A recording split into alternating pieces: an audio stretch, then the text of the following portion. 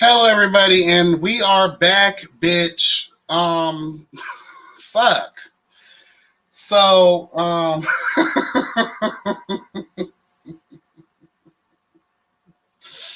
they've taken me down and they snatched the girl. Fuck my life. Anyway, whatever, child. We're here to have a good time, and luckily, it's a freestyle episode because if we were talking about some important shit that had to do with, like the real community type unity shit that I be talking about, I would have been pissed as fuck. But luckily, I have the power to go and try to edit some things, and maybe we'll do like a part 1-2 series type of situation. It'll just take me a couple days to finally get that going. So please do the favor and share this out with everybody.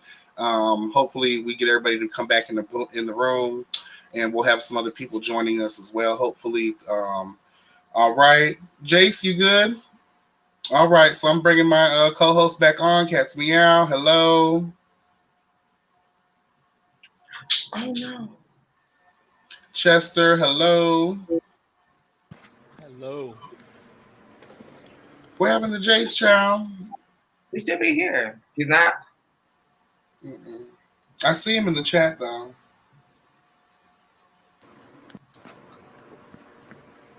Oh, maybe he didn't know the link was in the private chat.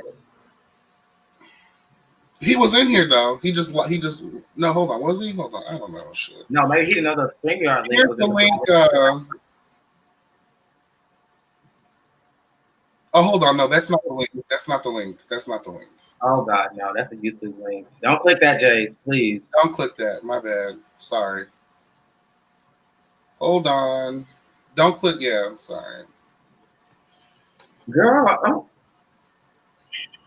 Never mind. Let me tell you. What happened? I will tell you backstage. Because I don't want to start no shit. It's really petty, but it's not really serious. There you go, Jace.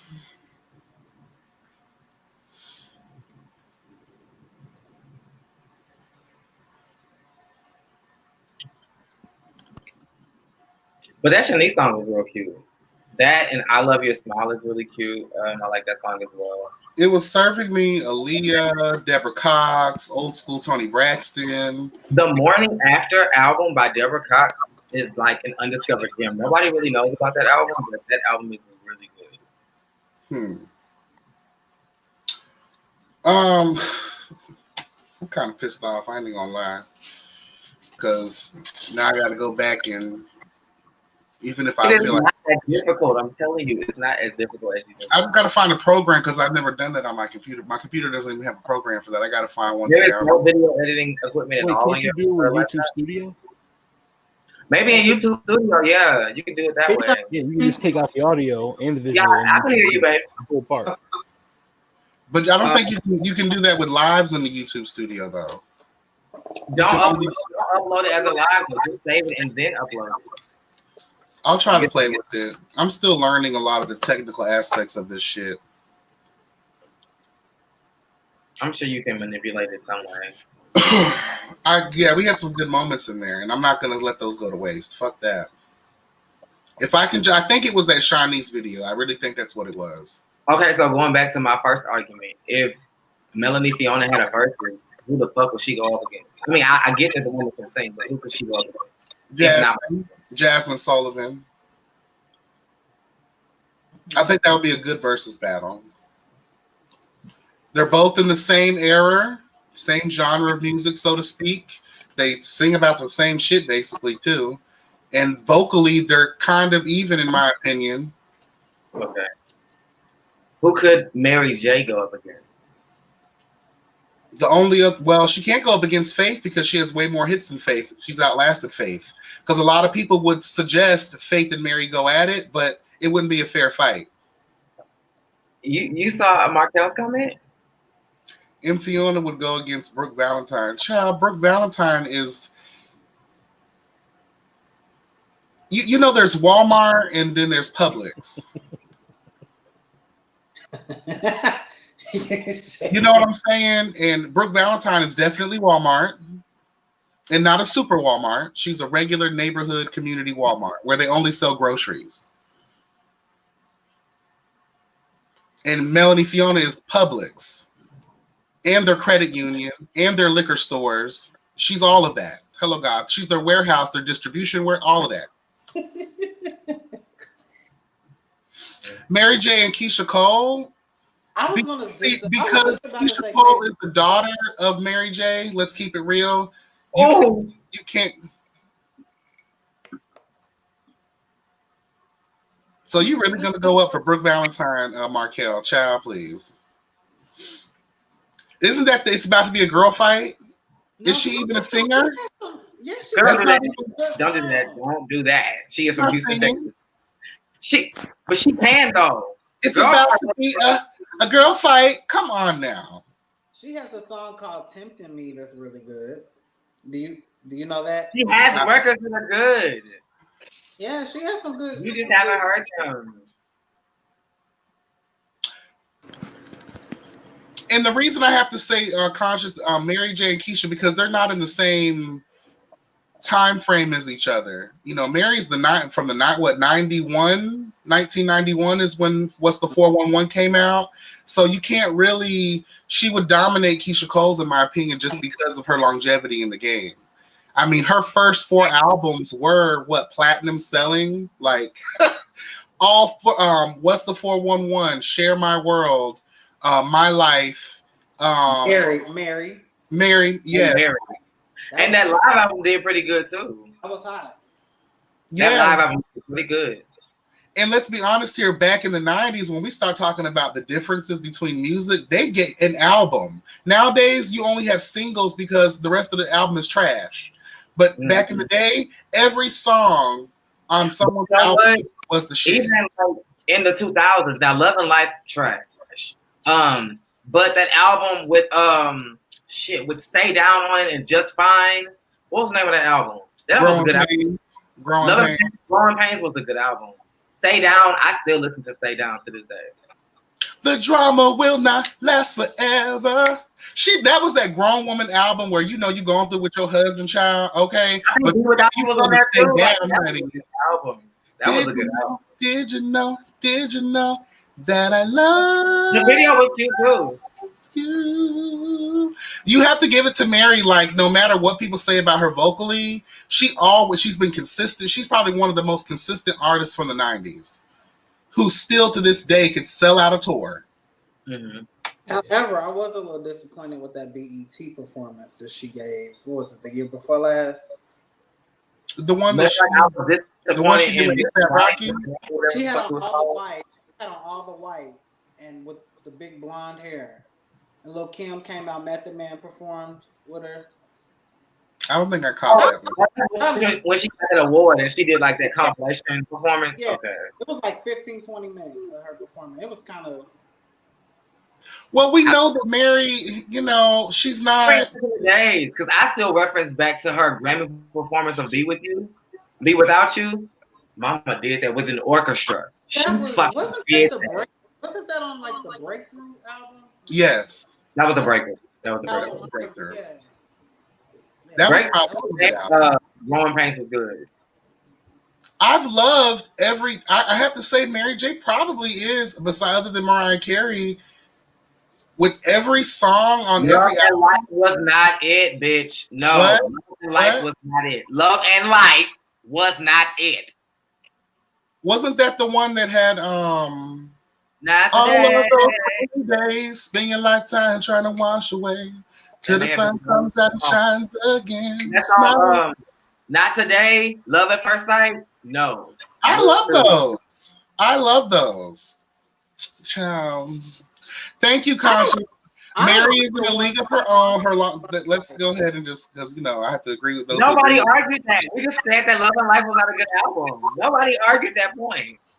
I think every person, when we talk about legends too, you have to crawl before you walk sometimes. Sometimes you're going to fail. What happened, Jace? I was going to say Love and Life had like No More Drama and shit on it, right? Mm-mm. No More Drama was the album No More Drama. Okay. Because she had an album titled No More Drama. And that's where No More Drama. Yeah, I think that's what it was, right? And that was Let's Get It Crunk Up on and Down. Yeah, all of that was on there, I believe. No More Drama. Okay. Mm-hmm.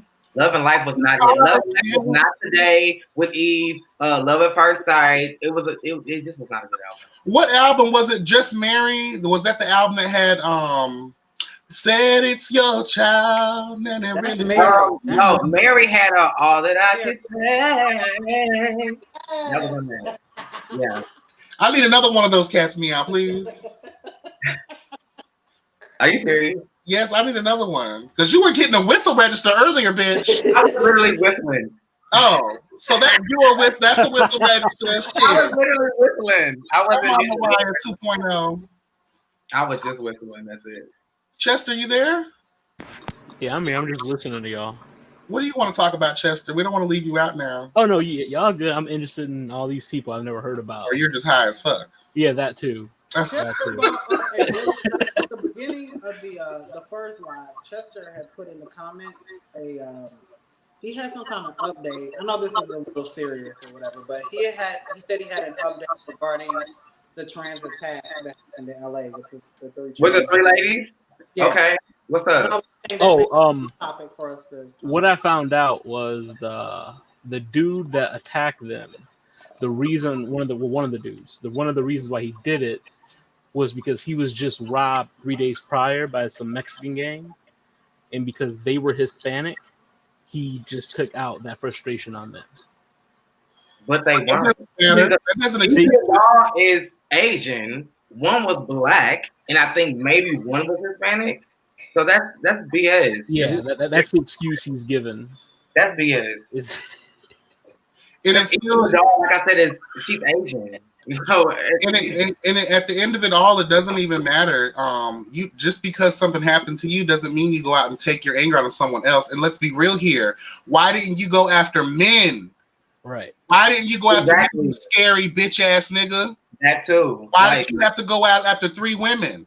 You got robbed by Hispanics, so any Hispanic you see can get it? Is that how that works? Like, seek out 3 Hispanic thug cholos. That's what you do. First of all, like, I'm not trying to say these women are just, subjugated to, a certain part of town, but more than likely they were in Hollywood, the Hollywood Walk of Fame. Hollywood, which is gay. That's gay as fuck. Yeah. Hollywood, WeHo, and North Hollywood is gay as fuck. And it doesn't even matter because just by him giving that explanation lets us know that it was premeditated. And the slurs that were being thrown out, just like Conscious pointed out, it's a hate crime. Of course it is. You could look at the video and tell it was premeditated. Like, you had no reason to bother these girls. They threw a bike at the child. They hit her with a metal bar. They were compliant. They were giving up their shoes. They were giving up their money. They just didn't want no trouble. They really didn't want any trouble at all. I'm more mad at all the men that were standing around watching it happen and filming it for clout. That's the big issue. To me, that just sounds like he's trying to avoid like the whole hate crime charge. Yeah. That's what that sounds like to me, because that's some bullshit. Because I don't think none of those girls were Hispanic. Not but one. You know what kills me though? Even when we talk about justice being served in the original video that I saw, you see the police ride by slow, look and see what happened, and kept going. So now the LAPD wants to stand up for truth and justice, bitch. Like I said yesterday, because it's on video, and I hope that officer gets relieved of his or her duties. But what bothers me? While we're standing, can we please finally fucking arrest the cops that killed Breonna Taylor? Thank you. Please. Thank you. That one I don't understand. I don't understand. There is no understanding for that. These men are walking around. You know exactly who they are. Arrest them. Same thing I feel about George Zimmerman. He's walking around here, doing all kinds of shit. All of these people's killers are walking around. What message does that send to other people? Like, you can do what you want to do and get away with it. That's which all is that not true. Which is not true, because if the roles were reversed and Zimmerman was black and Trayvon was white, they would have locked his ass up. The stand your ground law would not fucking matter at all. Shit, we see blatantly what they did to Ahmaud Arbery. Ran him down in the street, honey, in his own neighborhood while he was jogging. I think that Zimmerman is like a part of the Illuminati or some shit. He's got to be.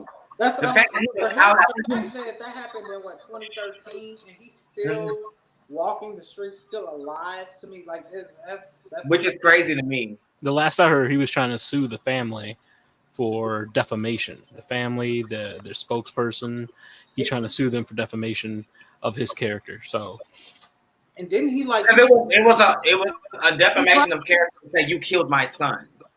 He tried to sue like Jay-Z and them for like Yep. the documentary that they released on Netflix about it. I don't know if he was successful with that, but I know he was trying to. He wasn't successful. no. Shout out to Trayvon Martin's mother, who's running for commissioner of Miami. How about that? Hello. Nice.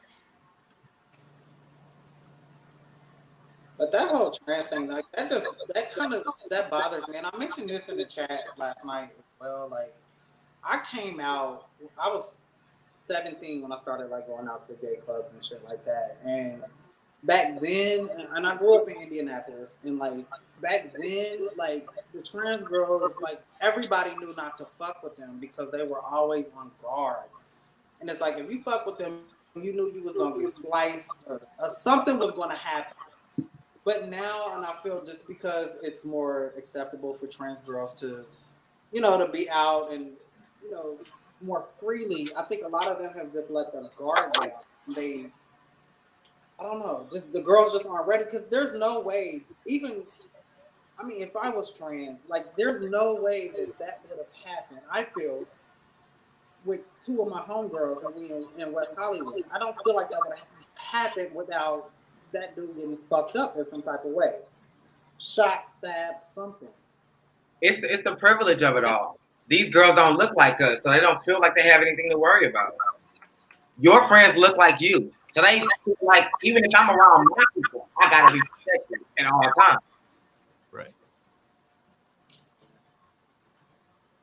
Because even in our situation, if we get jumped or in that situation, the first person I'm gonna call is my homeboy that I know is gonna come and set some shit off, not the cops. I'm not calling the cops. Hello. I may die. I'm calling my homeboy who's gonna come and spray y'all ass like fucking rape. And I'm not trying to like victim shame them or anything like that, but that's just weird to me. Like, you girls are out at night. Like, you girls didn't have anything. Like, you know what I mean? Mace, anything to. I don't know. That And LA is not New York. Get a fucking car. Stop trying to wait on Uber. Get you a goddamn car that you can get in and zip the fuck off. I think, and I talked about that too yesterday. Like, y'all gotta, in this world, and not even just the things that's happened recently, throughout the history shows us how the trans community has been treated. You can't go into these streets. I don't give a fuck if you're walking down the LA Strip, bitch. You need a goddamn weapon. You need a weapon. I have weapons, and I'm not a trans girl. I have plethora, a lot, bitch. I keep a gadget on me. Hello. I don't. I need to get one. I don't have anything. That's why I said I was gonna get some pepper spray. I don't have anything. Oh, you don't have nothing? Oh, you gotta get something. No. They have butterfly guns. I'm definitely afraid of guns. I don't like guns. So it'll probably be like a knife or some pepper spray. You need a pistol, baby. Just get a little 38 special. You'll be all right. He's gonna protect you, Cat. Don't worry. He's gonna come down from Michigan, child, and handle it. The Great Lakes, the Great Lakes, honey. The girls. I think I'll try to get back serious, child. Let me stop. But they snatching the bitch down again for God knows what else. Listen, I had a debate about trans women with somebody who isn't gay or in the community, and he believes that, or one of the things he argued was the fact that some trans women don't say that they used to be men, and that's why they get attacked. I feel like does he have a personal experience? No, he just likes if you're walking down the street, you don't have to send into the mountains. If we're about to have sex or if we're like in a relationship or we're getting to know each other, yes, that information should be disclosed. But they don't have to wear it as a fucking badge of honor on their forehead. They don't have to do that. They don't owe you that. I think society is weird. because I think it's like that. I think it happened in Chicago in June. Some 18-year-old high school student killed some girl because he found out she was trans after he went over to her house. Like he went over there, they was talking for a while, I guess. He found out, left, and then came back and killed her. And then left, and then came back again, shot her 3 more times. And then left. And then they caught him. Well, he had a psychological deficiency, honey. To come back, my God. Like, Jesus. To do it in person. I want to answer the question real quick about what you just said about your friend and his reasoning. I first and foremost, I do think it's I'm not going to say ignorance, but I will say ignorance at the same time, if that makes sense. Yeah. I feel like people who are not of the community, they shouldn't speak too much to what they believe if they don't have a personal experience with it.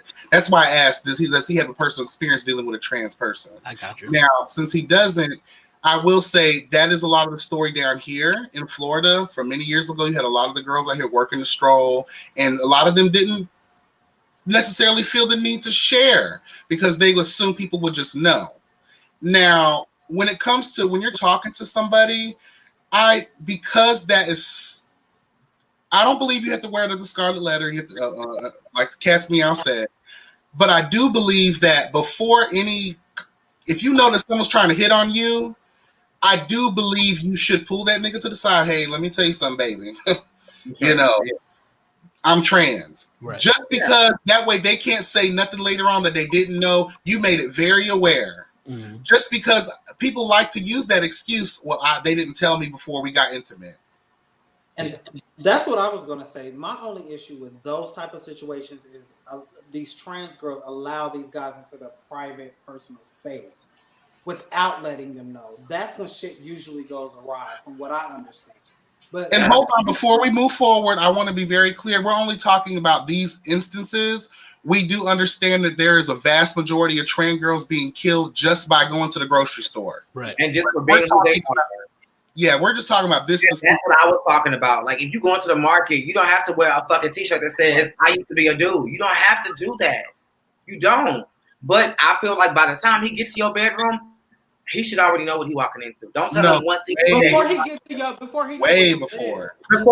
think when y'all have the discussion, when y'all first saying hi, it should be disclosed.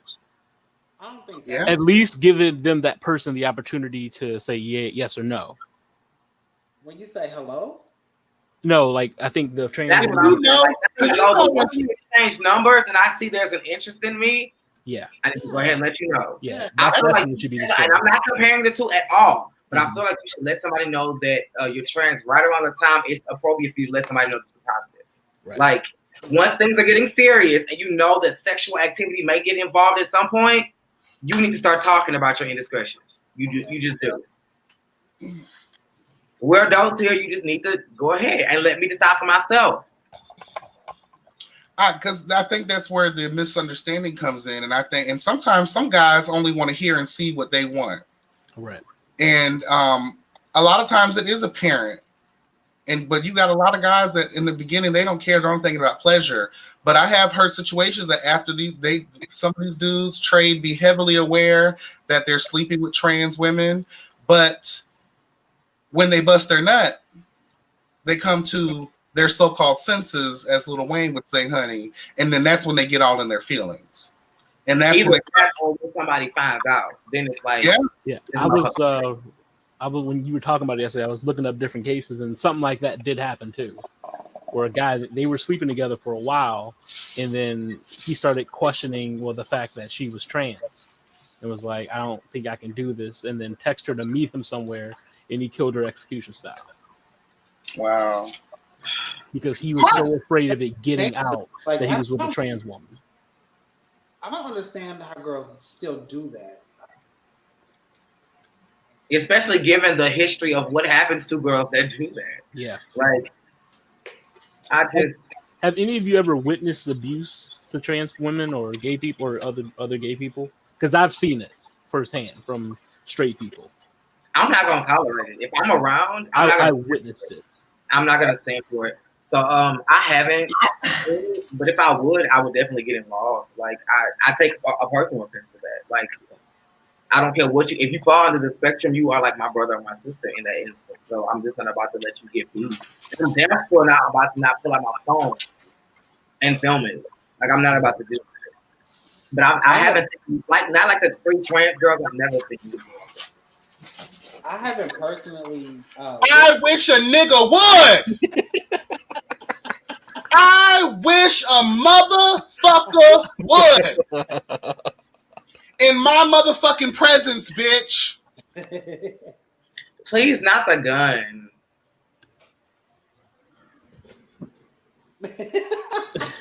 I've never personally witnessed anybody being attacked. I've seen guys try to attack. Like I said, where I come from, the trans girls didn't play.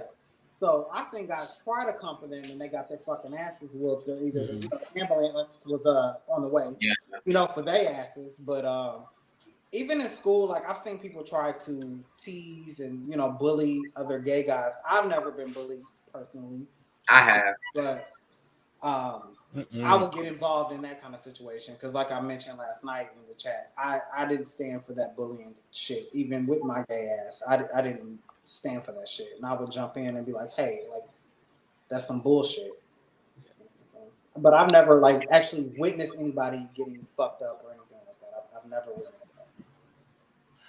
I've never really actually witnessed it specifically because someone was gay or trans or anything like that, but I have overheard people talk about other people and say, "Oh no, bro," and I'll stop them in their tracks. Like they might not think that I'm gay, and they'll just like, "Oh, look at that faggot over there." I'm like, "Hold on, who are you talking to?" Right. I'm like, people are people. You want someone to respect you. Like I've always stepped into when there was some type of shit talking done about someone behind their back, or if I saw just period, it only got to be some gay shit. It could just be period. I'm not going to let you bully anyone in my presence. It's just not going to happen. Right. I know what that feeling was like many years ago when I was young, and people, "Oh, you high yellow faggot," or "You half white faggot," or people just talking about me, period. So I know what that's like. But when the dog got her growth spurt, all that shit talking was over. And now that my kneecaps are blown out, my back is a piece of shit, I have Sister Mary Clarence to handle my lightweight. Is that what you named your gun? Sister Mary Clarence. Sister Mary Fake. I cannot believe you named your gun Sister Mary Clarence. Sister Mary Clarence. I'm about to get a new one. I want a Glock 19. They're more precise. Just because, honey, you got to let these girls know we're in a war, honey. We are in the war for survival, and I'm not taking it lightly. All these other girls out here can take it lightly. It ain't just trans. It's against black. It's against anything that is different.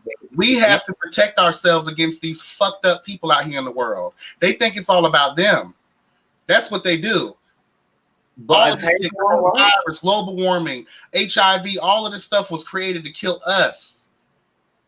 And the faster we realize that, the faster we weaponize and mobilize and let these fuckers know that we're not playing. Girl, let's save our future. And the only way to save our future is to defend your fucking self. A taser would work. Sometimes we need lethal force. Nah. These kids aren't. You at the grocery store. Look at homegirl with that little young chick. I forgot where that was at though. The little the trans girl who got beat up at that store with all the niggas around her like that. Oh yeah, when she had that fender bender. Yes, a situation like that costs you. A taser ain't gonna do shit. You need a peacemaker, honey. Hallelujah. Oh, we have someone joining us. I don't know. All right, honey. Welcome back to TV. How you doing, baby? How are you? Hey, guys. Hi. Hey. How are you? What's going on, good. How are y'all? Good, thank you. I'm sorry, I'm not familiar. That's Conscious TV. Oh, hey. Like he is like that bitch. Okay. Oh my I'm God. sorry. If you don't know, now you know, baby. Jesus. Hey, Jace, how you doing? I'm good. How are you? I'm good. I just had to call in on this trans topic. I just want to ask y'all, what do you think it is? Like, why do y'all think Black men take homosexuality and transgenderism so personally? Like, these niggas want to kill bitches because they accidentally twerked on a trans woman in the club. They want to kill bitches because they accidentally like bought a drink for a trans. Like, what do you? Why is it that deep and that personal for men? Well, to be honest, Public opinion. I just want to start Public this. opinion. I just want to start this off real quick because that's I have to get it out because I'll forget about it, child. Because it's an affront to their masculinity. It's an affront to everything that they've been taught in their hateful generations in their family. This is something that has trickled down. It's just like transgenerational trauma. This has been embedded in the human psyche, like I talked about yesterday on my conversation piece on this subject matter, and it is something that has trickled down generation to hate is a taught thing, and also with the whole gay homophobia, transphobia, it's been embedded into the Black experience because it is an affront to the fragile, toxic masculine bastard. I just got 3 words for that: learned behavior and insecurity. Yeah, that's what it's social acceptance. You don't want to be outed and teased by your other fellow Black men. You don't want the Black women to emasculate you. Yeah. So to save that face, death to all of the faggots and the transgenders. Yeah. Also, But that's what I want that's what I want. Well, fuck it. I'm gonna talk to Black men. Like, that's what I want Black men to address. Your issue is not with trans women or queer men. It's with this sick, toxic ass culture that has deeply conditioned you through white supremacy, through patriarchy, through all this bullshit to defend your sexuality, because for a Black man, like, that's all that you have left is your perceived masculinity, which is connected to your identity. So you live in a culture that's going to punish you in any way if you deviate from that masculinity. The same way that even within the gay community, like, more effeminate men are judged than masculine presenting gay men. Like, if you are effeminate in any kind of way, if you a yes bitch type of a gay, you're perceived to be messy, the whole 9. And so even this like patriarchy and toxic masculinity bleeds over even into the LGBT community, where you still have same gender loving men who are just as misogynistic as cis hetero men.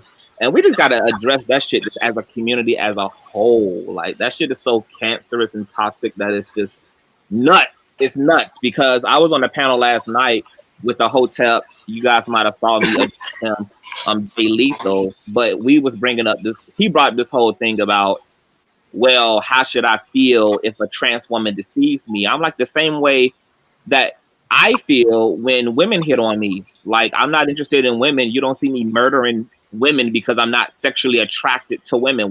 What's so simple about I'm not interested? What's so simple about, oh, okay, have a nice night, ma'am? Like, nobody else is behaving this way as it relates to their sexuality and who's hitting on them. So you guys can't hide behind this mantra that I'm being deceived and that somehow justifies violence and murdering somebody. It's unacceptable. Chester, real quick, I know you wanted to say something because I heard you. What'd you say? It was about that very topic. It was I was saying how the Black community and just society as a whole sees homosexuals as less than or a joke within the community, where you always hear the word fag. Like, oh nigga, you a fag for doing that. You know what I'm saying? So it emasculates people so much to the point where if you in the club and you dancing with this trans girl and all your boys like, yo, that's actually a dude, you gonna try to attack that person to try to show your masculinity. It's not an excuse, but it is an excuse that it's used. Right. That's true. I want to say this too. I feel like in a lot of ways where we get caught up in a lot of the minutia of this topic, and I want to separate something, and I want to dispel something as well.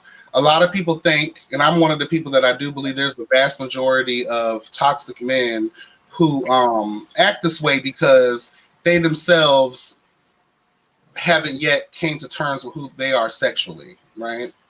Or being able to identify what it is that they like, right? And there's another vast majority that are even more dangerous because, again, it's an affront to their masculinity, but it's also about something they just don't know about. Why is it that hate is bred because people just don't know? They don't want to know. They don't want to accept that this is something, and again, it's something that doesn't even have nothing to do with them. But they still have such a personal stake in it. Mm-hmm. And that's what I think pisses me off the most. Okay, I'm done. That's true. I think it's their curiosity that makes them, you know, kind of interested, but then they know that they can't really be interested because the world as a societal whole will like shame them for it. So it's like, I want to know, so I'm gonna get close to you, but if anybody sees me, then I'm gonna kill you. Yeah. But that all goes to like what I said about insecurity. Like it's like you're not sure of yourself. Right. And I know the topic we were supposed to talk about tonight originally was about straight men, you know, versus gay men and things like that. But most of my friends in general are straight men. Yeah. I've never, like I said, I've never been bullied or anything like that because I've always respected straight men. I've known I was gay since like preschool, but I've always respected straight men. I've never been that type to like try to turn guys out and all that shit. So as a result, I've gained respect for that. Honey, you can't be turned out if you don't have a predilection to Whoops. Yeah. I was like that too. I was teaching in grade school, but from high school on till now, like I've always had male straight figures around me that never felt intimidated or never felt like their sexuality was in question or that they would be questioned or anything like that. Like, because I respect, you know, and I make it clear off back. Like, I want to dispel the number one thing that gay men want every man in the room, because we don't. We absolutely don't. And most of my male friends, straight male friends, have told me like, damn, like I used to have like this preconceived notion of gay men. Yeah. But because I know you, I know everybody isn't like that. Right. I had that same experience, except I took my straight friends to the gay club. Mm-hmm. And they let you? They wanted to go. They wanted to see how it was, because we would talk about it all the time. They were like, all right, we'll go with you. You know, no problem. Just if anybody tries to hit on us, just we'll let them out. We'll let them know that you know y'all straight. Y'all just here to have fun, whatever. Wow. So when they got there, yeah, a lot of the gays was like that. Like they surrounded them like prey. So they had they got free drinks from the bar, all that kind of stuff. They had the time of their life. He looked at me at the end of the night. He was like, I've never had this much fun at any other club in my life. So once you let go of that fear that gay men are gonna rape you or something like that, like you will really have a good time. We are, I can't be for real. Like, but I'm not gonna lie. The reason why I don't go so hard on the gay men is because there are some gay men that will pounce on your motherfucking ass and not care and try to turn you and feel like they have accomplished goals because they slept with a straight man. Like they exist. It's not all of us, but they do exist. That's true. I want to say this though. I'm gonna push the envelope a little bit. Like, I don't think that these so-called closeted men are struggling, are curious. They are clear that they want a dick in their ass or they dick in some ass. What they are unclear about is the way that the toxic culture that they're a part of is going to receive their truth. The same way that trans women are terrified about the way that their identity and their truth is going to be received by toxic culture. They can't tell me these down low niggas confused because these niggas too good at sucking dick. They too good at eating ass. They too good at fucking. They take dick better than the self-perceived power bottoms in the damn community. And when they come and tell me that your ass is confused, girl, they ain't nothing confused. Just fine. Your east, west, south, and north is completely in order. So we've got to literally clean up the culture. And that's what I keep telling heterosexual people. Like, y'all want to push this rhetoric, but y'all don't understand that rhetoric, whether you're justifying it through religion or whatever social norms we have here, is directly responsible for the down low community y'all despise so much. If people lived in a society where they weren't afraid, they were comfortable, they could be themselves, they could be judged by the merit of their character, not their skin, not their orientation, not their gender, motherfuckers wouldn't feel the need to be in the closet. Homosexuality, bisexuality, transgenderism could be just as normal and organic as heterosexuality and cisgenderedness could be. But as long as the culture want to be toxic and transphobic and homophobic, straight women and straight men who perpetuate that shit, you can look forward to your niggas being on the down low. You can look forward to your men sleeping with us behind your backs. So when y'all think that homophobia only impacts open and honest and clear standing queer people, it doesn't. It actually makes men who also like to dilly and dab yield more to secrecy when it comes to their bisexual affairs and their hetero ones. So I just Don't you think? want people to understand that they are just as impacted by homophobia as queer people are. So can I ask you this question? What do you say? Because I truly believe that also attributes to the high level of mental illness in the Black community, the down low Black community. Let's keep it real, and also the high levels of suicide rates that we're beginning to see. Because when you start applying that social pressure on people, the scourge of being gay or being synonymous with anything that's part of the LGBT spectrum, you're going to want to hide and most likely kill yourself. Oh, I mean, absolutely. I mean, I think that people don't understand that your sexual, I mean, we say sexuality and we kind of reduce it to just sex. But when we talk about sexual orientation, we're talking about your sexuality shapes not only your sex view, but your love view. This is connected to your sense of companionship, your sense of family, the way that you envision your life and how you relate to the group that you are sexually and emotionally and romantically connected to. And when you isolate people by telling them that they are an abomination or that they're going to hell to be in this way or this is unnatural, and you're brainwashing people into trying to disassociate from something that is just as organic for them as accepting the pigment of their skin, the color of their skin, the height, the weight, whatever your God-given, unforgiven features are, they're yours. And your sexuality is no more excusable than any other aspects of your core identity. So yeah, removing that, just like in your computer, if you remove your hard drive, if you remove any essential part of your laptop or your phone, you're throwing the whole entire system off. The whole ecosystem completely is curved and off balance. So, of course, these things lead to mental health and depression and anxiety and suicide ideation. I mean, you just can't kill people psychologically and spiritually and then also expect them to be healthy, functional people. And if they do remain alive, they're going to be functioning, dysfunctional people. Amen. Amen. Man. Well, welcome to the view. I'm Joy Behar because I'm the only one here on the screen. So I definitely agree with everything you said, and it's just a shame that we still live in a time where we just cannot be who we want to be without the real person. No, I'm gonna be who I'm gonna be. I mean, if I gotta send a few niggas to God sooner than later, I mean, then that's just what it's gonna be. Yes, Lord. I agree with y'all too. Learn how to use a gun before I actually get one because I don't even know how to shoot it. I've never shot a gun a day in my life. God, cat's meow. You cannot put that meow on the end, and you ain't got a sword, a dagger. You ain't got a slingshot, a blowtorch. You gotta get something, baby.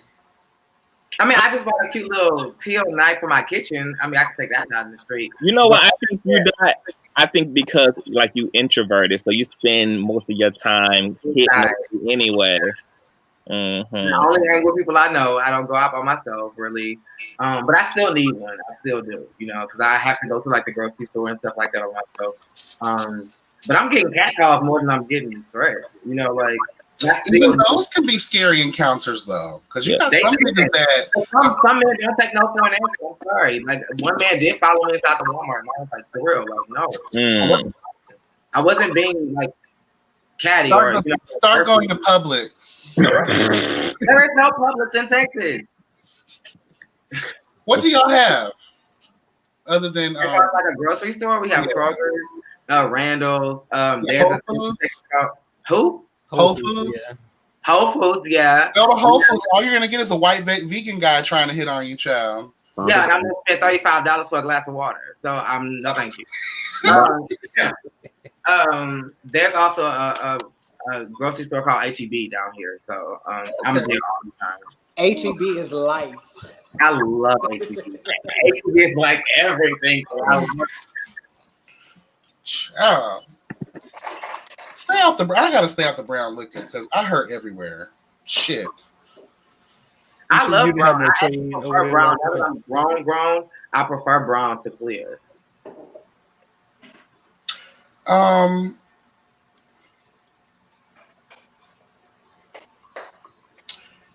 Huh. Do y'all think it's gonna change What? the mindset, the Um, overall mindset of the people I don't- we were just discussing? I don't believe it's gonna change in my lifetime. I think if anything, I'm it'll be 34. a very slow progression because, and the reason why I say that is because, and this is just me speaking from honesty, we partake in the same things we want black men to stop doing to earth. You have some gays who look down on the trans girls. You have some trans girls that will look down on the gay guys, and they'll have their own sort of discrimination within the community. So once we get that shit under control, we can band together as a unit and demand our respect. Let me I'm gonna give a little environmental science tea. I learned this last year when I was in class, and I lived for it because I think we can use this as any basic concept to start off with things in change, right? Things that we want to see adapt. They say that in evolution, in order for a creature to truly to begin the adaptation process, because you have some fish that live, or some creatures that live in certain some creatures that live in that grow up in certain environments, but because their environment has changed, they need to adapt. Now, all of them won't be killed off because that adaptation process will begin around 20 years. So within the first 20 years of an evolution change, you'll start to see the creature adapt. So will we see it, that change in our lifetime? Probably no. But somewhere over the rainbow, bitch, we have no choice but to see that change, because if we don't, there's no hope for humanity. We will be wiped off the face of the planet if we don't learn to have some type of community, some type of unity.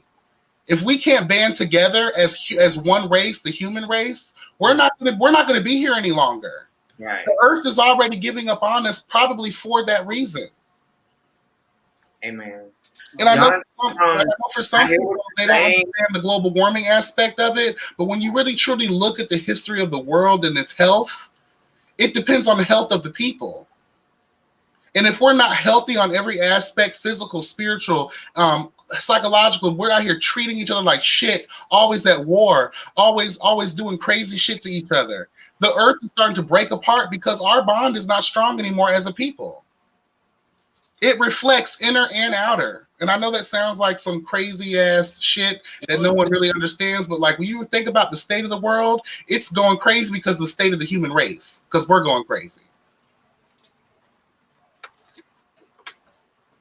Jonathan, I hear what you're saying. A lot of it is a little bit more understanding and accepting, but I feel like not so much, because those 3 trans girls were younger than all of us here. So they were a part of that younger generation that you say is more accepting. So it's like they're still gonna have to deal with it too. I'm gonna be honest, like I agree. Like I think the truth is all of it. Like it reminds me of a verse that Jesus quoted about the poor. He said that the poor will always be with you.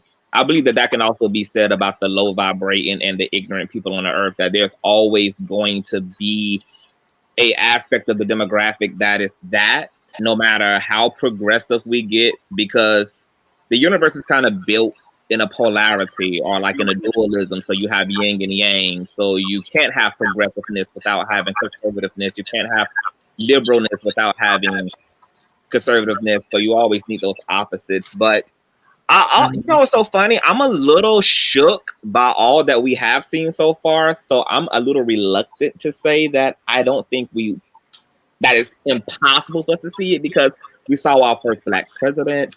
We might be on the verge of seeing our first female vice president. The resurgence of racism, like there's so much shit that my grandmother can't even believe that she's lived long enough to see in her lifetime. And so I think because time is so accelerated, I think it's possible. But I think at the least, we will see the beginning stages of that change, even if we don't live in a generation that fully can benefit from that shift. Let me ask you this though: when you look at the history of humanity, thousands and thousands and thousands and thousands of years we've been on this planet, right? And we're in the year 2020. If we let the Jetsons tell it, we should be flying in cars right now, right? We're not doing that. So that lets me know that we've been around, humanity's been in existence forever, basically. So you're telling me that we're in 2020 and we still are trying to jump over the hoop of racism? If we can't get over in 2020 just because you're brown, you're light skinned, you're white, you're this, you're that, if we haven't jumped that hoop yet, and that to me is a baser thing, it should be considered a baser thing. It shouldn't be something that's on this high-end scale that we all just take. Because if I can't accept you just by the color of your skin, I fear that it will take another thousands and thousands and thousands and thousands of years for humanity to just get it right on that basic level. And that's what I was gonna say to Conscious TV. Like, I mean, go back to the civil rights movement. I mean, when Black people were banding together to try to be accepted as human. Okay, you fast forward, what, 60 years? People, I mean, we're still not being examined as humans. So the gay, I mean, just adding that on there, I don't see that happening anytime soon. Because it's still going on. It's even harder for us because it's like for Black, okay, so we're all fighting together for Black rights. You have gay people, you have trans, you have Black people, you have straight people, you know, we're all fighting for Black rights. But it's like a journey, so to speak. And so we're all on this journey together. But as soon as like the Black rights kind of end and the gay rights begin, all of the straight people stop. And now we gotta we fought this battle with y'all. Now we gotta continue the journey by ourselves because now y'all want to be the prejudice bitch. Like, I don't understand. Like, going through the American struggle of being Black, how can you dare do somebody else like that, knowing that you've been through that same oppression and you still live in it? Oh, you about to piss off like 70% of the Black community. Well, the truth is, think about this. I'm sorry. I was just gonna say the truth. They hate like when we compare that shit. They hate it. It's the same. It's the exact same. The truth is, though, like, society is divided into groups, which are divided into subgroups, which are divided into more subgroups. Like, it keeps happening, and that keeps everyone divided. Because you can be in the gay subgroup, but also be, oh, I'm a bottom, or I'm feminine, or I like this, or I like that. It just keeps getting lower and lower until there's more to everyone is divided. No one just is like, all right, we have this in common, let's just be that and accept each other for our differences. Right. But well, that's the plague of man. They want to label everything. They want to box us all in. I never called myself a bottom when I didn't know about the different position holders. I was just a gay man. I was just a man that loves dick. I love man. So it's just like I never, until I got a little older in the gay community, like, oh, girl, you a bottom. Like, girl, what does that mean? Like, why are you so quick to label me? So then I took that label on myself because that's what society, that's what my culture tells me. That's what my society, my subgroup tells me. Because I'm feminine and I'm a bottom, I'm a bottom. Why can't I just be a feminine man who just likes a man? Why do I have to be labeled so much? And I wanted to go back to one thing, Conj, you said that your grandmother felt like she got to see a lot of change, but let's be honest here. Was there? There are three major moments: civil rights movement, we all get to be free. What else in between? Yeah, we saw a Black president, but only one time out of how many years have we been holding a democracy in this nation, a Black president? And why? And it's a shame. We should be ashamed of ourselves that this is the first time we might see a female vice president. A female in how much change really has happened in our elders' time?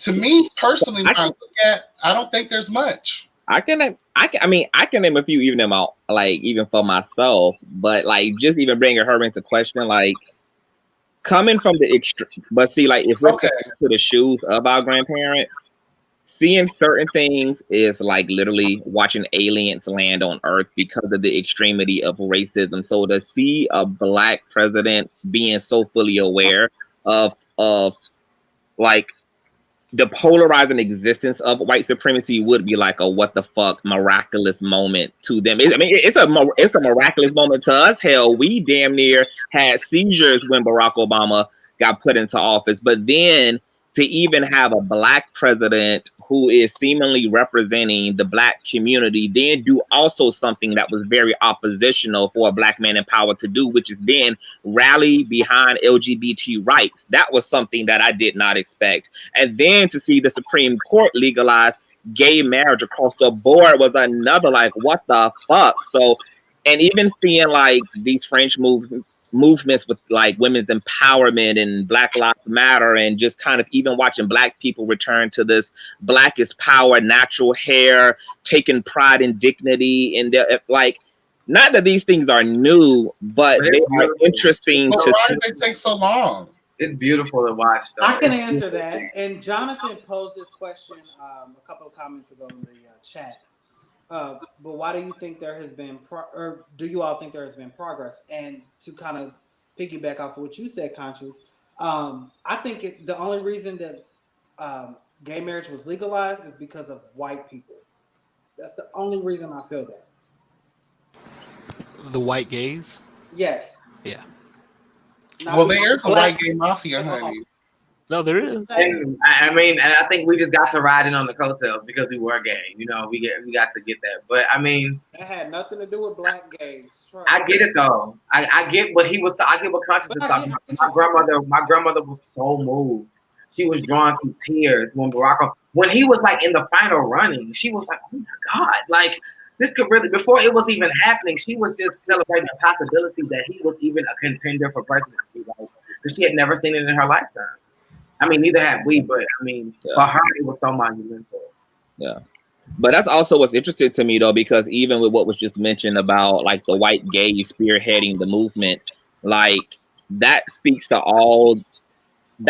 exactly to the power of privilege. Like, we get to ride in on the coattails of a more privileged, oppressed group, because ultimately, if you separate the intersection of sexuality, you're still porcelain white in a society that rewards you for that. So unfortunately, like, it's whack that in some ways it's gonna take white people to bust down the doors for minority groups to have that stepping stone, because they do represent the power. So I'm definitely somebody who believes in like white allyship, and we do have a major issue of racism and the lack of intersectionality within the LGBT community as it relates to race. And yes, white, but see that my issue with our people is that the reason why white people, including white gays, get shit done is because when white people feel a way about anything, whether it's green toenails, abortion, long titties, nipples, areolas, whatever the fuck it is, white people come out in the millions. They don't give a damn if they gonna get infected by COVID. They don't give a damn if damn near 60% of the race will go extinct. White people are genuinely upset about shit, and they're upset in ways that really cause them to action. And sometimes I feel like as a community, I don't know whether it's because we're tired, I don't know whether it's because we feel so defeated within a nation that has kept its knee symbolically on all of our necks collectively, that we get mad, but it's hard for us to call to action because we sit back subconsciously and ask, what would be the point? It's going to be, I'm going to exhaust more energy fighting for something that's never going to change than fighting with the intention that it could be possible, that a new world could be out of that. That's exactly what it is. I think white people, yes, they come out in drones in the millions, but they stand on this soapbox of entitlement. They feel like we shouldn't even have to be upset because the world should be exactly what the fuck we want it to be. And how dare you not give us what we want? So we're going to protest, and we're going to, like, they do that on a sense of entitlement. Like, we can have it our way anyway, so it works. Whereas black people, we felt like we never had a voice. We were getting beaten for our voices. So, like, now, even though we have a little bit more room to wiggle, that subconscious fear of the white man lashing our back is kind of still, like, haunting us. Even people who have never gone through slavery. I want to link this together real quick. I'm sorry. I want to link this together real quick. Historically, when we look at going by slavery and everything else, white people are first, right? They're first for everything. So historically, when we look at the Constitution, it was written not to protect us, but to protect white people. We came included later on with the amendments, right? So we were never we never were a thought. We were an afterthought. We were never looked at as something that should be included while these things were happening. So when we also look at transgenerational trauma, our ancestors going through what they went through, and us still feeling that within our DNA to this day as their descendants. The lack of apathy in the political process is because of all that we've gone through. Nothing has ever been just for Black people. Nothing has ever been like, oh, they've been treated wrong, so let's go ahead and let's do something just for them. It's always been attached to what white people want. And then again, like coming back on what y'all said, riding their coattails to get to be included in that situation. So yes, we do need to take our power back as the Black race, as the Black community, and we do need to start doing things differently. But like, how do we even start that when we have centuries and centuries of being ripped out of literature? They don't want us to read. They don't want us to have education. Now, why do you think America won't give free education for all? Because they know that Black people especially are going to utilize that to the max. And then we'll become that forefront in the next 20 years. Because they know that. Because we don't unify. And just to kind of piggyback off of what you all been saying, look at the Jewish community. They went through the Holocaust. Granted, it was only 5 years or so, but they unified and they run Hollywood, they run television, they run all of that shit. It's because they unified. They run a lot of the communities and they seem to have built themselves up. Hence the reason why they have received their reparations in a sense, and we have not as Black people, because we're still killing each other, hating on each other, and not accepting each other.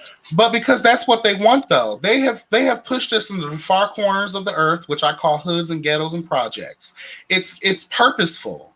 It's systematic regional racism. But I get that, but what do white people got to do with Black straight men killing us? What do white people got to do with Black straight men? How can I put this? Sometimes we are our own worst enemy. They are following their own sword. You don't see white boys out here killing the trans girl. I mean, there may be a case here and there, but I mean, for the most part, we're killing ourselves. The white rule has added to the plight of all of the issues that we're talking about here. And I'm trying to find the eloquent way to link it, but it's not coming to me, so I might have to come back later with that. White gays too, and white gays ain't being killed at all. Not even the white trans girls. They were bullied. They are still living. Yeah, look at the privilege. Look at all three of them bitches, but they still alive. I mean, look at the privilege where those white trans came from. They're not trying to be who they really are in the hood. They doing it in the suburbs. Exactly. When the fuck shit really does come from, I hate to say this, like I don't want to excuse that these issues aren't in other areas of life, but I speak from coming from the hood, coming from the ghetto, being raised in the projects and on those far corners of the earth, and we see that that's mostly where a lot of these killings are happening at. When it comes as it relates to the trans conversation and just being gay, period. There's more pressure in that side of the world for some reason. And I think it is attributed to this the bar that was set all those years ago by pushing us. That's that pressure cooker. Let's put rules on people. Religion also plays a major aspect in that. When we look at the Bible and gay this and gay that, and this is bad and this is bad, all of this stuff, religion being beaten into a people, hate being beaten into a people. For so many centuries, they told us to hate ourselves because we are of color. We are nothing. We are animals. So when you're told that for so long and so long and so long, it becomes embedded in who you are as a person.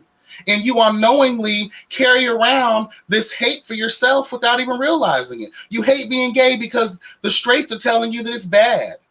You should burn. You hate being Black because the white people tell you that, you don't exist. You're an animal. You don't deserve rights. And I can be honest with you right now, and as it relates to race and period, if it was a whole white gay thing, they would have legalized it across the board, period. But because we get a piece of that pie, that's why they pause before they make any real rulings. None of this would be an issue if it was just white gays. If white people were only gay and Black people didn't identify with the spectrum at all. This bug is going to kill me, bitch. I believe white people have been getting married well before it was legalized. They're white. They're entitled. We want to get married. I wanted to to the manager, and boom, they got a marriage. I had something that was interesting. I was watching Conscious had Dr. I don't even want to fuck his name up, the same gender loving Hotep. Father God. He had something that he said that I thought was very interesting, and I didn't even know of the history of Africa, where back in the day in Africa, being gay or just being feminine was not even looked at because it was the community just loved and it was all about togetherness. Can you speak on that a little bit if you remember? Yeah, I can. Can I grab my? Give me a few minutes to grab my notebook real quick. Okay, because I thought that was interesting. I didn't know that, you know, in Africa, like being feminine or just boys playing with boys on intimate levels was not looked at in a negative light. The community just embraced everything. It was like that in Greece too. Yes. But child, they were nasty. They were fucking their children, honey. Them Greek bitches was on some other shit, honey. The Grecians were real. Middle Eastern countries, they still do that shit. The Romans, all of them. They were on some mess, child. They were on some mess. But, you know, and I don't want to say Africa wasn't either, but I'm just saying it's good to know because I never knew that about our history as, you know, being African, like, because I looked at, and I said this in a live not too long ago, that in Africa, like, I'm afraid to go there because of the things that I hear about their outlawing, you know, being gay, and they don't like that kind of stuff. But when I heard on Conscious, on one of the interviews that he was conducting, that this person is educated on the matter, and they know that back in the day it wasn't looked at like that. But nowadays we're just, I don't know. I just would like to hear back. Okay, speak on it, honey. Okay, so I want to speak to an earlier point because I think that you was trying to articulate how basically racism, like white capitalistic patriarchy, is the root pretty much to a lot of the mutation and deformity we see within the Black community. So for those who like, okay, so look at racism and its dynamic with the Black community in this way. Me and you have a narcissistic father, and we're siblings. And the narcissistic father has pinned us against each other. So he's always talking to us about each other. And that indirectly pins us up against each other. But because we stay pinned up against each other, because we think we have an issue with one another, we never actually have any space between us that allows us to understand that we actually never even said those things and never even had those issues with each other. We've been instigated into these issues toward each other by some outside stimulant. White supremacy would be that narcissistic father to the Black community. Like white supremacy has been able to psychologically fuck us over, overturn our whole entire community. We don't even worship and value our own pagan spiritual origins. Hoodoo, voodoo, those things were demonized by Christianity. Our native tongues. Huh? I'm sorry. I said we don't even know them. Like we don't even know them. Original religion, any of the languages, any of that. We don't know any of that. I'm sorry to cut you off. Oh yeah. Like our native tongue was completely stripped for us. We've been fucked over. And then even when talking about homosexuality, I'm willing to be reasonable here and say, look, I even understand the backlash from the Black community toward homosexuality, because when you had slave masters buck breaking Black men in front of their wives, in front of their peers, openly raping them to shame them, what the African community did was then use religion to shield Black men from homosexuality, but they conflated the issue of sexuality and rape.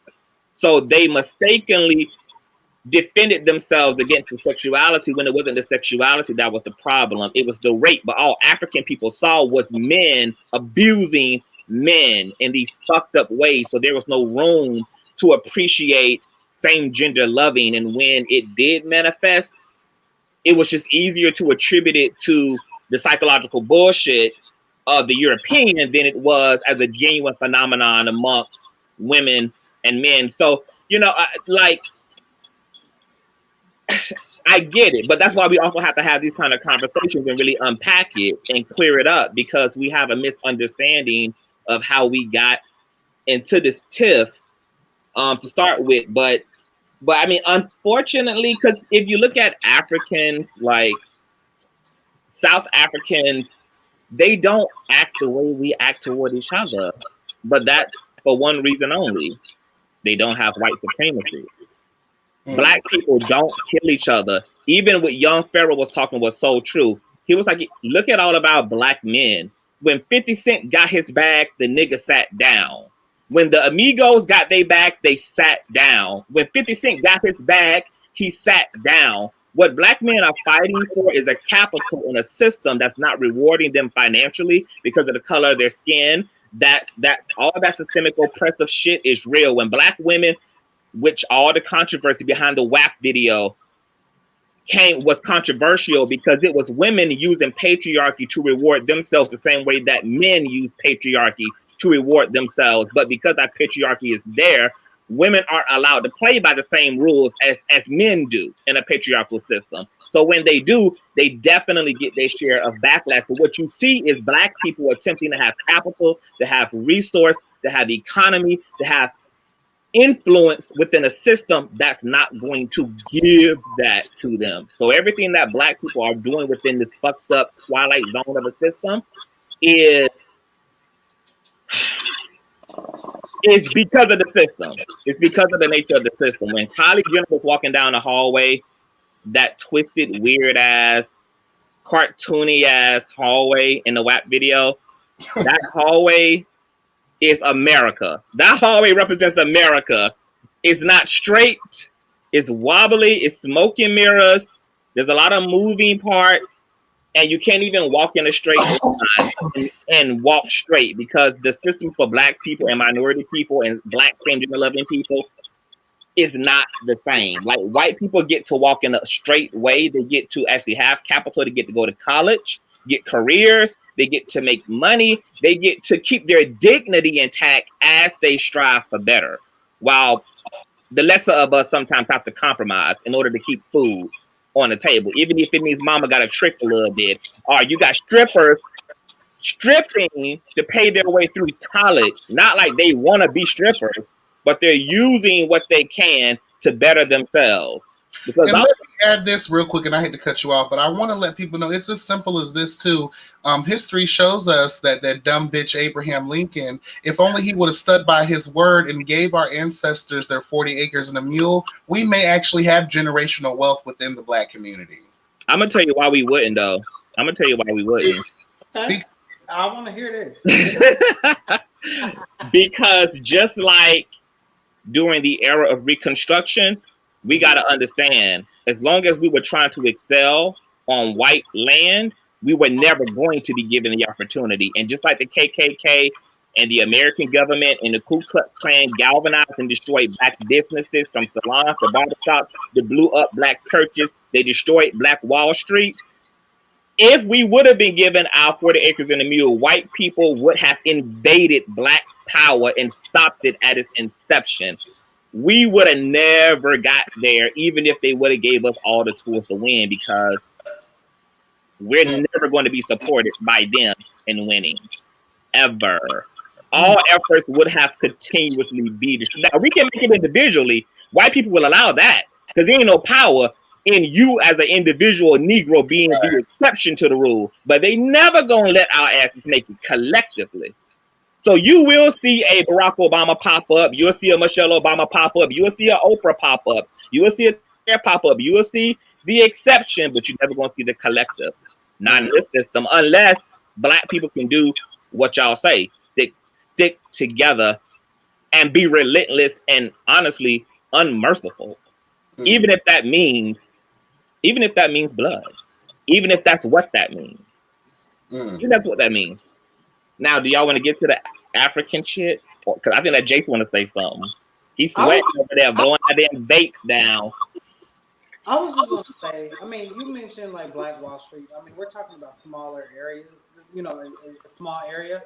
However, if all of the free slaves were given 40 acres, I think the area, I mean, we're talking states. You know what I mean?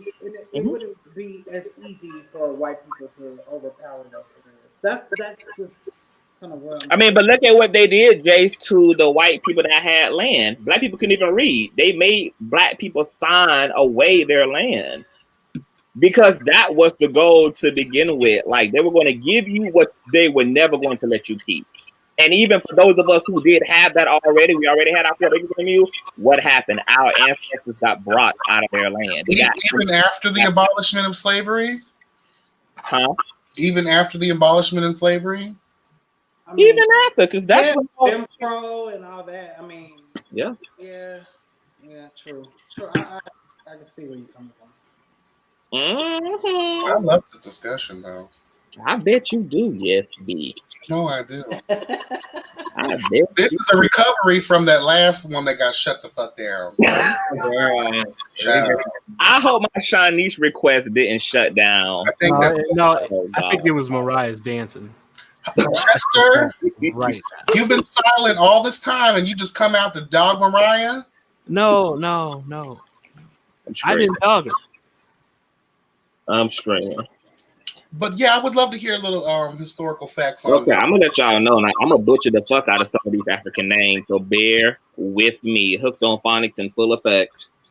But before you get into the names, can you just are you gonna speak a little bit on just that fact that make it sound more articulate than what the fuck I did when I was trying to say that it was, you know, it was at that time period, it wasn't even looked at as a thing being, you know, who we are. Okay, so basically, like, the black supremacists and Hotep group is just blowing a bunch of hot air when they claim that transgenderism and same gender love was non-African. We gotta, like, but if you even listen to the facts coupled with the rhetoric, they're telling you that it was non-European. I mean, that it was European, that the practices were European. But at the same time, they say Europeans came and indoctrinated Africa with Christianity. Okay, so what's a big fundamental rule of thumb for Christianity? Christianity is deeply anti-LGBT. And the reason why they indoctrinated Africa and white Africa now have very strong, like, anti-gay laws, very strong anti-trans laws is because when Europeans brought they pale-faced, boiled ankle ass over to the land, okay, they saw indigenous people revering and acting natural in same gender loving scenarios, and that was bizarre to the Christian Europeans who came over with their bullshit.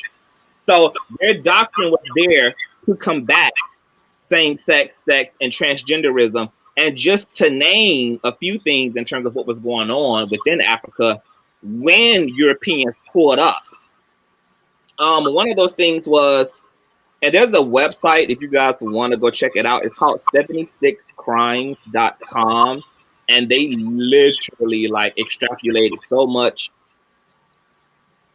And you just got to go check it out for yourself. It's a remarkable site that's dedicated to a lot of oral traditions, a lot of the God, what's the word? Like, a lot of excavations were done that brought up a lot of Africa's history, wall paintings, vases, different cultures and what their norms and traditions was, and they give an epic dissertation of same-sex practices within Africa pre-colonialism. Okay. One of those things is, like, now in Uganda, we have anti-homosexual bill was passed in 2014. Well, it was overturned in 2014. So Uganda is now in the process of trying to be progressive about its same gender loving community, about its trans community, which is a hooray for Uganda. Africa has a very long and extensive diverse practice of same gender love and transgenderism pre-colonialism. Evidence ranges from paintings, drawings, and social conditions over the continent, such as, notably, the explicit Bushman paintings depicting African men in same-sex sensual activity. So there are paintings of homoerotic behavior between African men, okay, found all over the continent of Africa pre-colonization. In Nzinga, an Nzinga warrior woman of the Ndongo kingdom of Nbundu, who ruled as a king rather than a queen. She dressed as a man and surrounded herself with a harem of young men who dressed as women and were called her wives. Snap for the kids, bitch. Oh, they Yes, were God, called- honey. For the kids, bitch. they were Do you want me to called- read that over, Jace? No, I said, what were they called? Okay, now I'm butchering this, but the Ndongo, which is the kingdom of Mbundu, there was an Ndongo warrior woman. She was a queen, but she represented herself as a king, and she had a harem of men, but they dressed as women and they were called her wives and now her motherfucking husband, because she was the boss. She was the head beehive in charge in the kingdom, okay? These niggas, we're going to have to put some respect on their name. So, 18th century, okay? Anthropologists documenting a group of priests called Yashembande within the Congo who routinely cross-dressed and were referred to as grandmothers rather than grandfathers. And that's the group called Yachibanda, okay? And it's a group of priests, religious men, who routinely cross-dressed, non-conforming, and they were referred to by the community around them and respected as grandmothers. Pretty epic. Or in traditional Zande culture, homosexuality is considered indigenous. The Azande of northern Congo routinely married younger men who functioned as temporary wives, and that practice was institutionalized to the extent that warriors paid bride price to young men's parents in exchange for their companionship while they were on their conquest. And now this was these were the social norms of the traditional Zande culture, okay? Parents gave away their teenage sons. It doesn't clarify what age. I'm sure some pedophilia bleeds up and through, which is something I want to mention before I scoot on. What I've learned by studying world history and studying different cultures, even though within the American palette, we define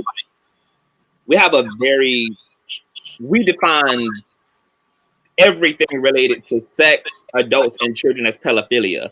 But in a lot of cultures, I realized that a lot of them never looked at it. They never looked at children as children. They had the idea that they were raising adults. So oftentimes children were put in adult situations and adult scenarios because the adults of the community looked at young people as just growing adults. We've done well in America to give children a culture where children can actually be what we call children. They're treated like children. But even when I talked to my grandmother, interestingly, she kind of was a part of the generation where the culture of children didn't exist then either. Like, she learned how to cook full course fucking meals at 6 and 7. She knew how to cook and clean at a very young age. They had to help with the farmland. They had to help they had adult responsibilities. So childhood wasn't really a thing. Childhood is a very, very new thing, but it's kind of going back extinct as well. But moving along, in present day Gabon and Cameroon, homosexual sex is known as medicine for wealth, which was transmitted through sexual activity between men. Bitch, I'm like John Legend. Give it all to me. I'll give my all to you. I need some money, bitch. Crazy.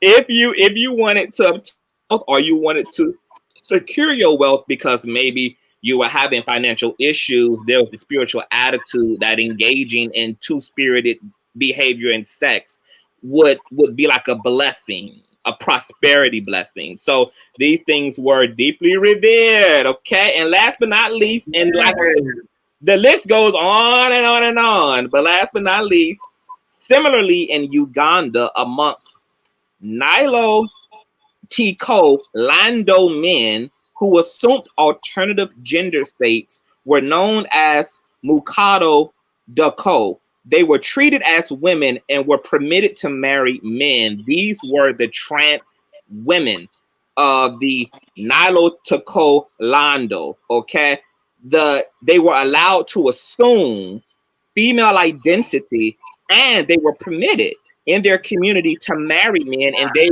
were treated as women by the surrounding community. So when we talk about Africa pre-colonialism, this is why Christianity ran amok and did amok on Africa, because Africa was extremely metaphysical. They were extremely progressive. Their attitudes towards sexuality and transgenderism were more metaphysical and spiritual, not binary and linear like we have in the Western world.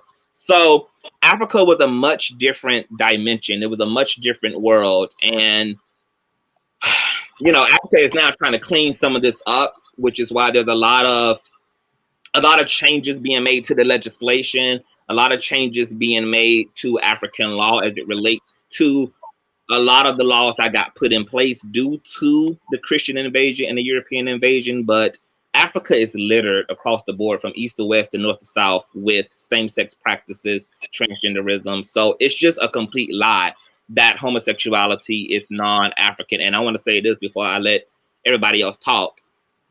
Look, the gag is, first of all, gay people aren't giving birth to gay people. Heterosexual people are giving birth to trans women and the same gender loving men.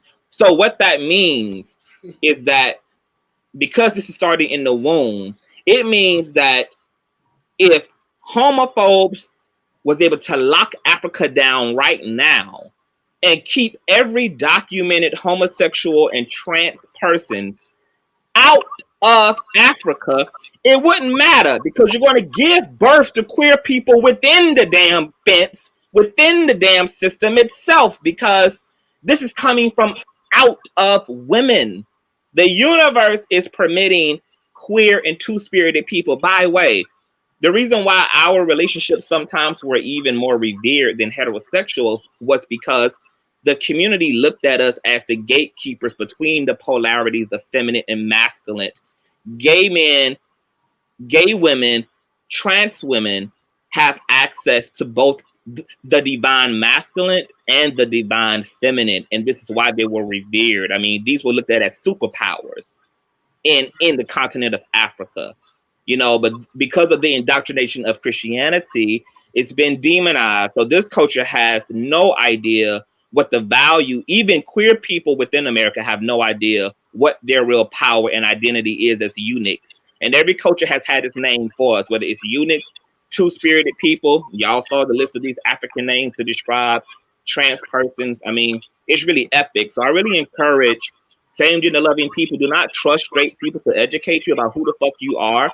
And you're not going to know this unless you are self-initiative in terms of learning. There's no system that's going to teach you who you are as an African. And it's damn sure no system in America that's going to intentionally teach you about your nature as a two-spirited African person at that. You're going to have to go for that information on your own. But when you do, it'll change your fucking life.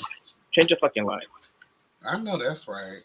I really appreciate that, Conscious, and You're welcome.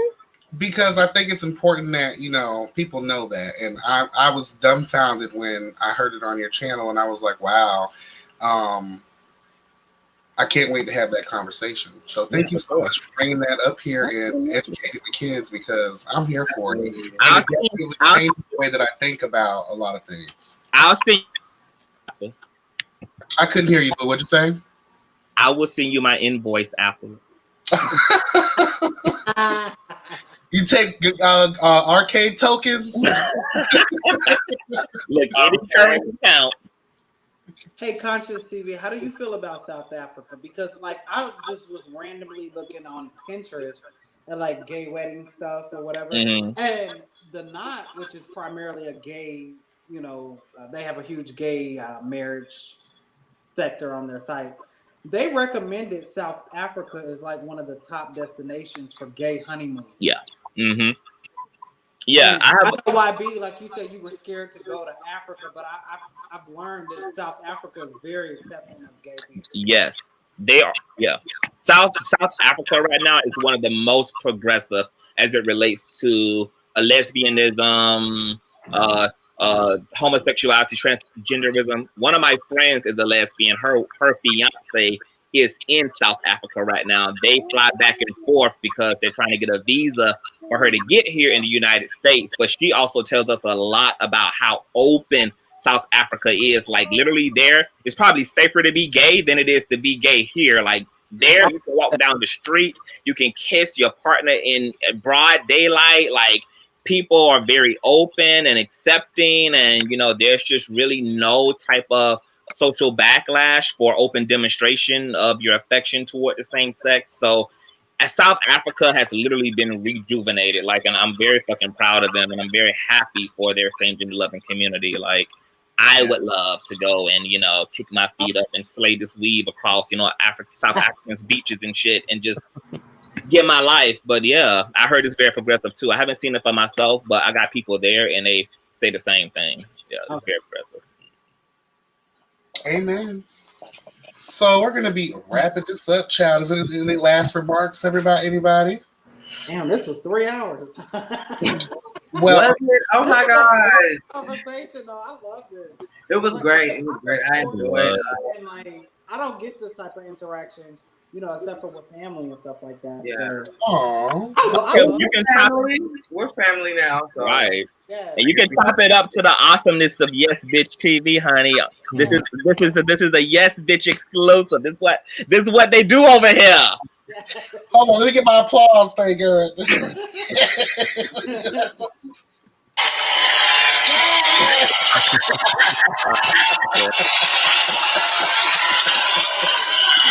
Yes, honey.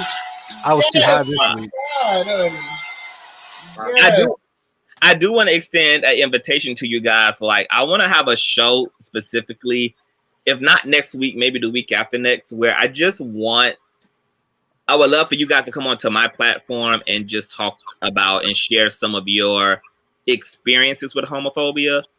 I just want that data left for some straight people who are maybe under the impression that this really doesn't happen, and even for like just the younger gays who are coming up and just maybe feel like